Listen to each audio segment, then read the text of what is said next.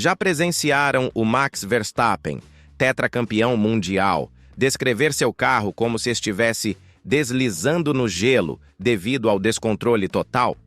Essa situação aconteceu exatamente na Hungria, porém o que veio depois foi ainda mais preocupante. A Red Bull Racing acaba de reconhecer abertamente que fracassou por completo em suas tentativas de solucionar os problemas do RB21, e as implicações disso podem ser bem mais sérias do que qualquer um poderia imaginar. Os treinos livres de sexta-feira no circuito húngaro transformaram-se em um autêntico calvário para a Red Bull. Verstappen jamais conseguiu encontrar o equilíbrio adequado do carro durante toda a sessão, relatando que a máquina estava impossível de controlar e chegando inclusive a ficar atrás do próprio companheiro de equipe, Yuki Tsunoda, situação extremamente rara de acontecer. Porém, aqui surge o primeiro indicativo preocupante. Quando o tetracampeão mundial declara que o carro parece estar deslizando no gelo, não se trata apenas de um desabafo motivado pela frustração momentânea. Trata-se de uma avaliação técnica precisa, vinda de um piloto que domina cada detalhe do que significa pilotar na Fórmula 1.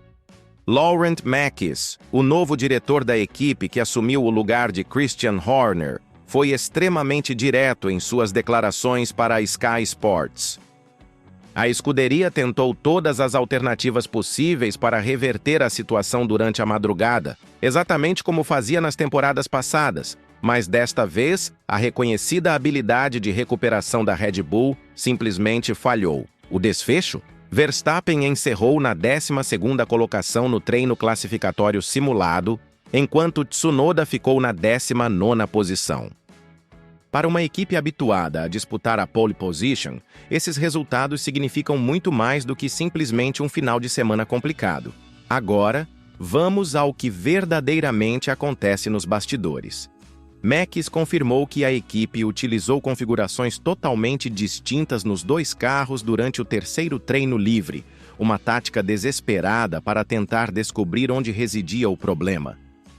Esta é uma medida extrema que dificilmente observamos na Fórmula 1, principalmente vinda de uma equipe que controlou as últimas temporadas. Quando uma escuderia de primeira linha precisa separar seus carros em caminhos opostos de desenvolvimento, isso demonstra que os engenheiros estão completamente desorientados. É semelhante a um médico que não consegue identificar a enfermidade e resolve experimentar todos os tratamentos disponíveis simultaneamente.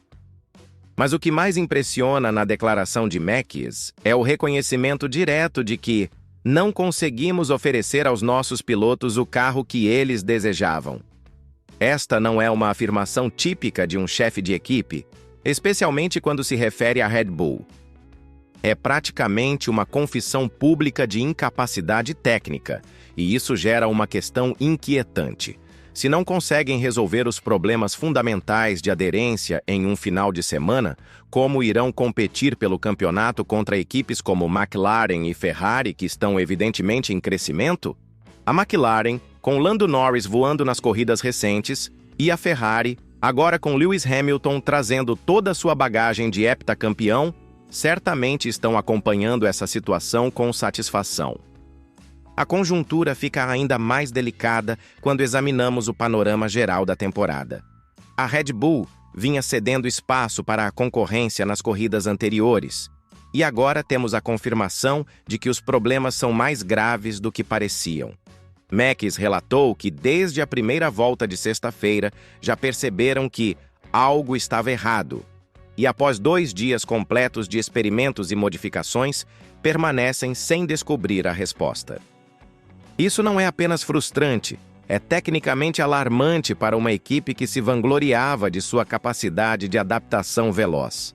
Aqui surge um aspecto fundamental que poucos estão abordando: a dependência exagerada da Red Bull em relação às informações do Verstappen. Mekies foi claro ao afirmar que ter Max na equipe é fundamental e uma vantagem gigantesca para compreender quando o carro funciona ou não. Isso indica que, sem Verstappen, a equipe estaria ainda mais desorientada tecnicamente. É um reconhecimento indireto de que os engenheiros da Red Bull podem não possuir a competência técnica independente que sempre presumimos. E isso gera uma questão inquietante. O que ocorre se Verstappen decidir seguir outro rumo na carreira? A equipe conseguiria sustentar o patamar competitivo? Reflitam sobre isso por um instante. Estamos falando da mesma equipe que desenvolveu carros dominantes nos últimos anos, e agora eles necessitam da orientação permanente do piloto para compreender problemas elementares de aderência. Isso levanta questionamentos sobre a verdadeira competência técnica da equipe quando não possuem um piloto excepcional para direcioná-los no caminho correto. É como se a Red Bull tivesse se tornado dependente do talento de Verstappen para encobrir possíveis deficiências em outras áreas do desenvolvimento.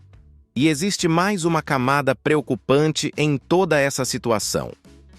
Quando Max declara que não é exatamente uma questão de balanceamento, mas sim de descobrir o nível de aderência que deveríamos possuir, ele está reconhecendo que o problema é básico na concepção do carro.